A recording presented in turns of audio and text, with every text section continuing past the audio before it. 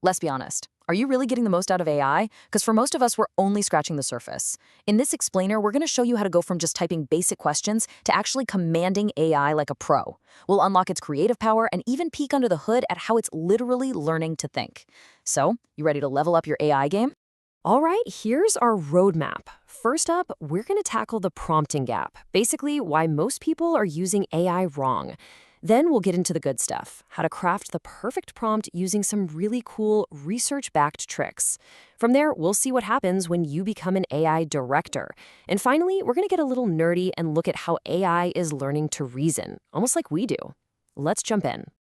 So, first things first, we need to talk about this huge gap between how most of us use AI and how the experts do. And you know what? It all comes down to one thing: the prompt. Yeah, most people are using ChatGPT completely wrong. That's a pretty bold statement from an AI expert, but it nails the problem, right? We're treating these incredibly powerful tools like they're just fancy search engines. We type in these lazy one-line questions, and then we wonder why we get lazy, generic answers back. It's holding us all back. I mean, this slide just says it all, doesn't it? The beginner prompt on the left, that's a total shot in the dark. You're going to get something boring and robotic. But the expert prompt on the right, well, that's not a question, that's a briefing. You're giving the AI a role, a specific task, a word count, guardrails, you're directing it. And the difference in what you get back is, well, it's night and day. Okay, so we see the gap between being an amateur and a pro. Now, how do we actually cross it? How do we go from asking these simple little questions to writing prompts that really unlock what these AIs can do? Okay, want to supercharge your prompts right now? Here are a few total game changers. First, try giving your AI a persona. Seriously, tell it you are Gordon Ramsay critiquing this recipe and just watch its entire tone shift. Or, if you have a big complicated task, don't throw it all at the AI at once. Break it down into smaller, logical steps. And here's a real pro tip. Ask it to show its work. Forcing the AI to reason through its answers step by step often leads to way more accurate results. And you know, what's really cool is that these aren't just clever hacks people figured out. They actually work because they tap into how these AI models fundamentally process information. In fact, there's a fascinating research paper on generating code that breaks down exactly what makes a prompt work. So, what's the secret sauce according to the science? It really boils down to details, details, details. The best performing prompts give the AI the core logic, a super clear picture of the input and the output you want, and, this is a big one, concrete examples to learn from. The takeaway is just so simple. The more specific you are, the less room for error you leave.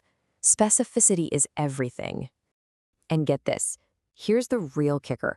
When the researchers asked an AI to improve its own prompts, what do you think it did? It added more detail, a lot more. It packed in more technical logic, it clarified the format, and it gave itself more examples to follow. So yeah, even the AI knows that the key to a better answer is a much, much better question. Okay, so once you get the hang of these prompting techniques, what's possible? Well, this is where things get really fun. This is where we stop just working with text and start directing the AI as a true creative partner. Let's take the new Kling 3.0 video model, for example. This thing is a massive leap forward. Older models could maybe spit out a short, random clip. But Kling 3.0, it's built for actual storytelling, and that demands a whole new level of directing from you, the user. And this is where it gets really, really exciting. With a model like this, you're not just a prompter anymore, you're basically a director. You can maintain a consistent character across different shots, string together an entire sequence of shots, and even bind a character to a specific voice. This isn't just a list of features, it's a full-on AI director's toolkit. This quote really just says it all. Instead of describing an entire scene in one paragraph, you can now direct it shot by shot. Just think about that for a second. You're not just tossing a bunch of words at the AI and hoping for the best. You are meticulously crafting a scene, one shot at a time. That is the incredible power of expert prompting. Oh, and it's not just about video. The image generation side of Kling now supports up to 4K resolution. Now that isn't just a gimmick. It's a really clear signal that AI is moving past the novelty phase and into the realm of professional-grade creative production. All right, so for our last section, let's pull back the curtain a little bit. All these amazing new creative tools are only possible because of some really fundamental breakthroughs in how AI actually understands and reasons about the world around it. I mean, really think about it. Time is tricky, right? It's all about sequences and durations and relationships like before and after.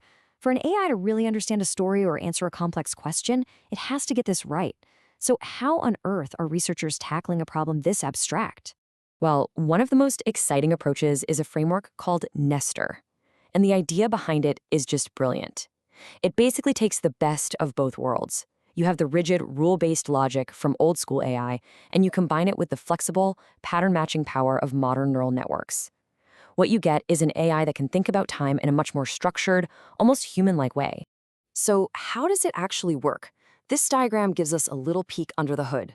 Instead of trying to parse a big, messy block of text all at once, Nestar's first move is to translate the key facts into a clean, structured, logical format. Then it does its reasoning on those clean, organized symbols. It's just a much more precise and reliable way to think through a problem.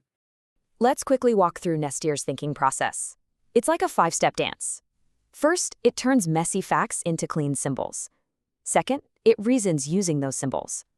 Third, it double-checks its own logic for consistency. And now here's the really amazing part. If it finds a mistake or an inconsistency, it actually goes back and tries to fix it.